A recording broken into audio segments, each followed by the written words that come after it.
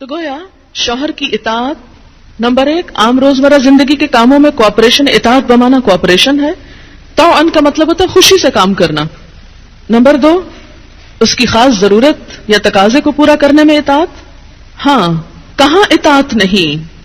جب وہ کوئی حرام کام کرنے کو کہے، جب وہ کوئی ناجائز کام کرنے کو کہے، جب وہ اللہ اور اس کے رسول صلی اللہ علیہ وسلم کی مرضی کے خلاف کام کرنے کو کہے. لا طاعت لمخلوق فی معصیت الخالق. مخلوق کی اطاعت جائز نہیں خالق کی نافرمانی میں. اگر اللہ تعالیٰ کسی کام پہ ناراض ہے وہ اطاعت جائز ہے. بہت سی خواتین کو دیکھا ہے جہاں اللہ کی نافرمانی ہو رہی ہے وہاں تو شوہر کی بات بھاگ بھاگ کے مانی جا رہی ہے، اس لیے کہ وہ اپنے نفس کے مطابق ہے نا. آپ سب جانتے ہیں کہاں کہاں.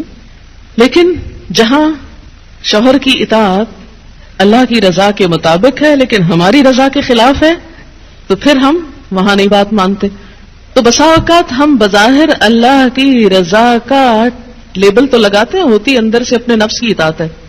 اور بعض اوقات شوہر کی اطاعت کا لیبل لگاتے ہیں لیکن وہاں بھی اصل میں نفس کی اطاعت ہوتی ہے کہ ہمارا اپنا دل وہی چاہ رہا ہوتا ہے جو شوہر چاہتا ہے اس وقت. بعض اوقات کئی غلط کام شوہر چاہتے ہیں نا کہ بیوی کرے، ہم خود بھی وہ چاہ رہے ہوتے ہیں ساتھ، اس لیے آڑ لے لیتے ہیں جی شوہر نہیں مانتے. مثلا سر ڈھکنا شوہر کو پسند نہیں، کیا کریں، اب شوہر کی اطاعت بھی تو اللہ ہی نے کہا. یہاں شوہر کی ہم 100% اطاعت کو تیار ہو جاتے ہیں کیونکہ اندر سے اپنا دل جو ساتھ ہے.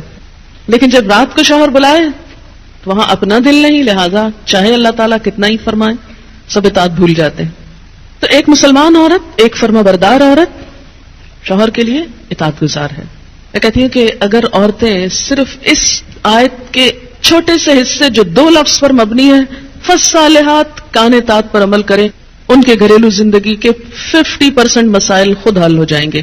آدھے مسئلے یہیں سے حل ہو جائیں گے کیونکہ مرد سیٹسفائیڈ ہوگا، اس کی نگاہیں اور عزت محفوظ ہوگی تو وہ اپنا کوئی بھی کام دل جمی سے کر سکے گا.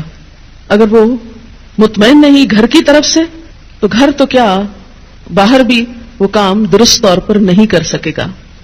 تو فالصالحات قانتات، نیک عورتیں فرما بردار ہوتی ہیں. ایک حدیث میں آتا ہے کہ 2 لوگوں کی نمازیں ان کے سروں سے اوپر نہیں جاتی، ادھر ہی رہتی ہیں ان کے پاس ہی، یعنی قبول نہیں ہوتی. مراد ہے ایک وہ عورت جو اپنے شوہر کی نافرمان ہو. پھر یاد رکھیں وہ شرط کے ساتھ، اللہ کی نافرمانی میں نہیں، اللہ کی فرما برداری میں شوہر کی فرما برداری. اللہ تعالیٰ کی ذات اوپر ہے، جو حکم شوہر کا اللہ کی مرضی کے مطابق ہوگا اس کو ماننا. لیکن ایک بات اللہ کی مرضی کے مطابق ہے لیکن شوہر کی بات نہیں مانی جا رہی تو ایسی عورت کی نماز اس کے سر سے اوپر نہیں جاتی. اور دوسرے اس غلام کی نماز جو اپنے آقا سے بھاگ جائے جب تک کہ واپس نہ آ جائے.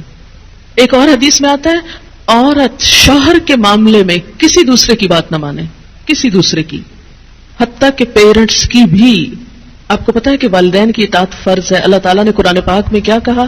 اللہ کی عبادت کرو اور ماں باپ کی بات مانو. لیکن جب ایک عورت کی شادی ہو جاتی ہے تو اب اس کے لیے اس کا اصل گھر کون سا ہے؟ شوہر کا گھر ہے.